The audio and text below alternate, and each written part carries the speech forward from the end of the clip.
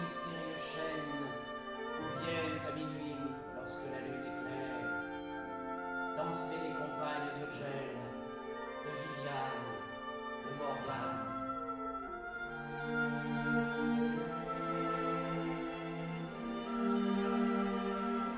En buvant l'hydromel, nous serons bien ici. Nous aurons l'invisible douceur du frisson de leurs ailes.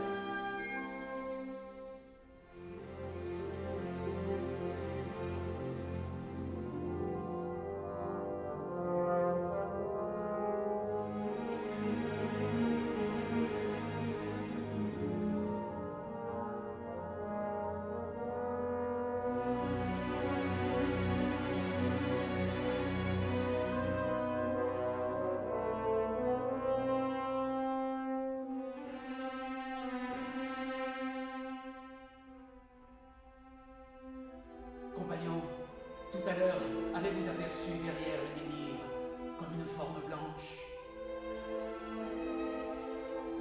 Je crois bien avoir reconnu, fuyant les serviteurs conduits à sa poursuite, devinez qui? Vous ne pourriez le croire. La fille, oui, la fille de notre roi. La princesse Élisène, exquise et douce, et chère à nous tous, Bretons, et qui, malgré son père, aima, vous le savez, le roi lointain du royaume de France, lorsque Périon vint visiter ce pays.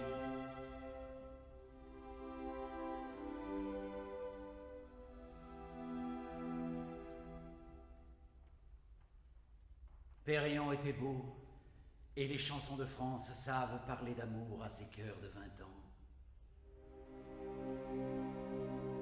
Mais Périon est mort, et la pauvre Élisène a, du cher disparu, deux fils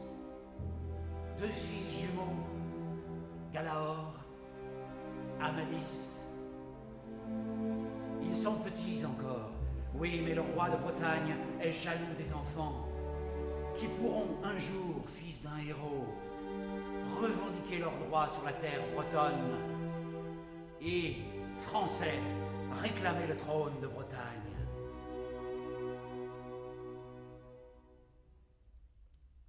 Le roi veut que ses fils ne puissent pas régner, ne puissent pas grandir. Et tenez, ce sont eux, et c'est aussi leur mère que cherchent ces soldats au loin. Regardez-les.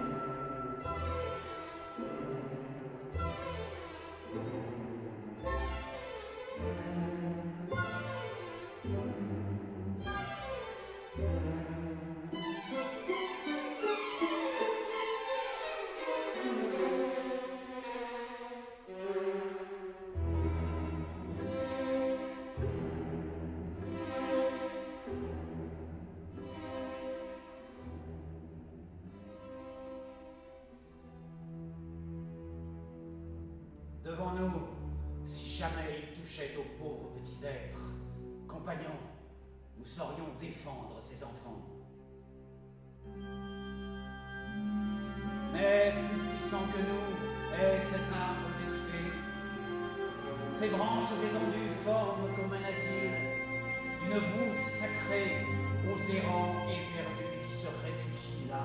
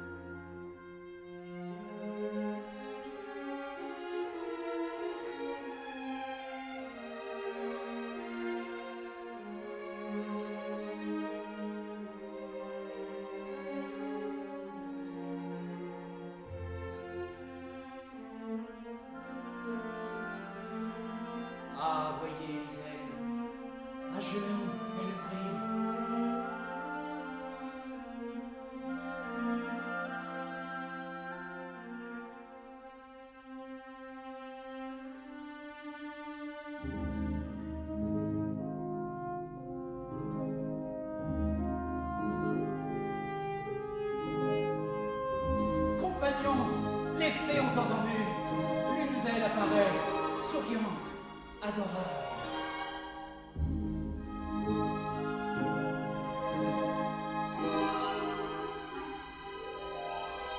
Mère, rassure-toi, tes filles sont un appui.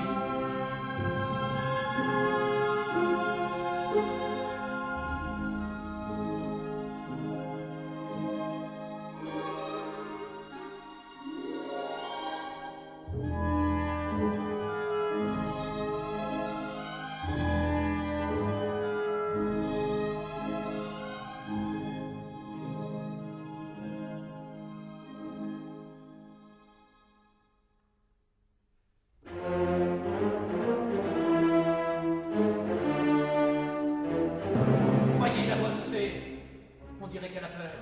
De quoi? De l'avenir. L'avenir. L'avenir. Oh, double destinée. Enfant né de l'amour et de la douleur et l'amour les suivront dans la vie. Ils aimeront tous deux, et tous deux souffriront. Sois fière, ô Élisène, princesse, soyez fière. Tous deux, ton Calaor et ton bel Amadis, seront braves et forts, intrépides et doux. Les chercheurs de péril, les chevaliers du rêve.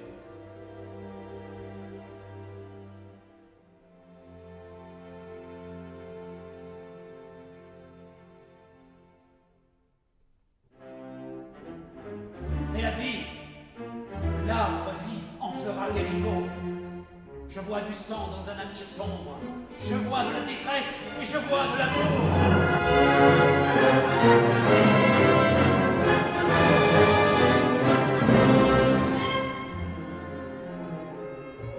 Les fées savent nos destinées. Élisène veut fuir. Son vœu la terrifie. Elle voudrait reprendre aux chères protectrices ces petits devenus les deux filleuls des fées.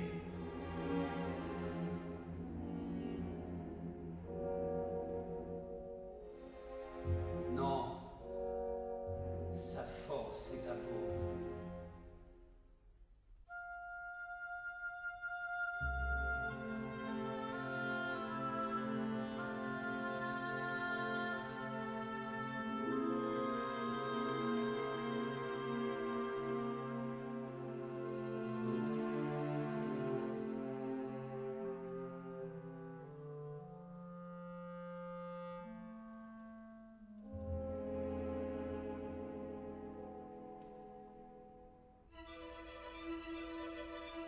La fée lui fait un signe.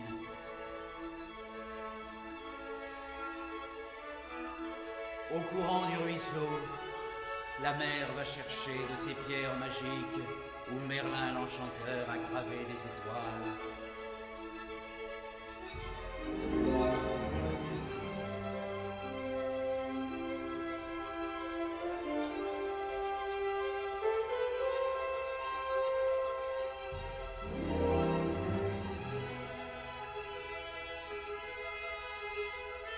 Elle les suspend, brisant son collier au cou des deux frères pour leur servir de talisman.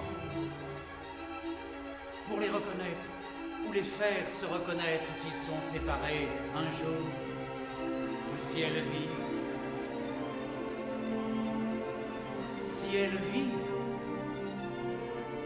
Non. Élisène succombe. Ô princesse Élisène, dors sous l'arbre des fées une dernière fois.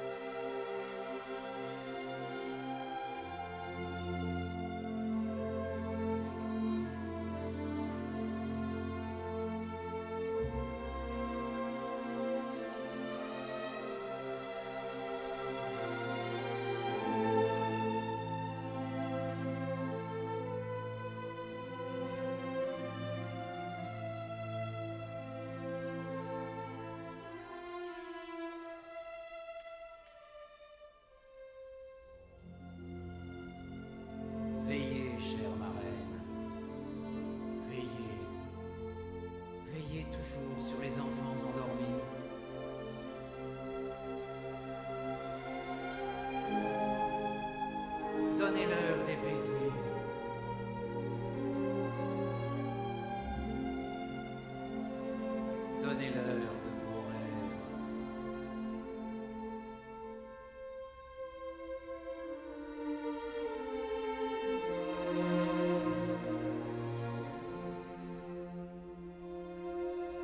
Veillez.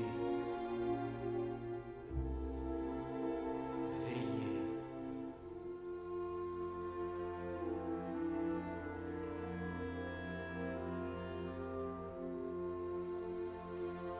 Et nous, prions, prions pour que le dernier appel d'Élisène, martyr de l'amour, ait conjuré le sort qui menace ses fils.